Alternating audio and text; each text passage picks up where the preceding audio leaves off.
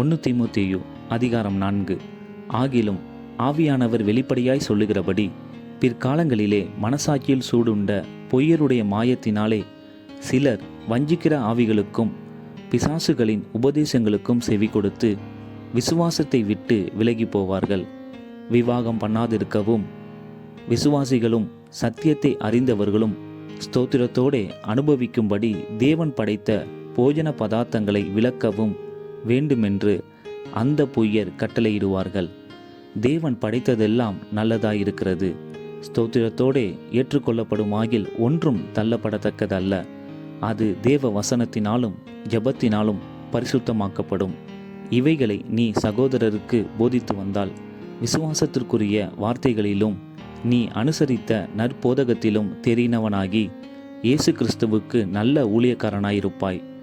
சீர்கேடும் கிளவிகள் பேச்சுமாயிருக்கிற கட்டுக்கதைகளுக்கு விலகி தேவ பக்திக்கு ஏதுவாக முயற்சி பண்ணு. சரீர முயற்சி அற்ப புரோஜனம் உள்ளது.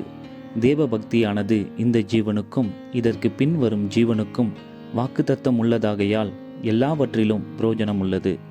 இந்த வார்த்தை உண்மையும் எல்லா அங்கீகரிப்புக்கும் பாத்திரமுமாயிருக்கிறது. இது நிமித்தம் பிரயாசப்படுகிறோம், நிந்தையும் அடைகிறோம். ஏனெனில் எல்லா மனுஷருக்கும் விசேஷமாக விசுவாசிகளுக்கும் இரட்சகராகிய ஜீவனுள்ள தேவன் மேல் நம்பிக்கை வைத்திருக்கிறோம். இவைகளை நீ கட்டளையிட்டு போதித்து கொண்டிரு.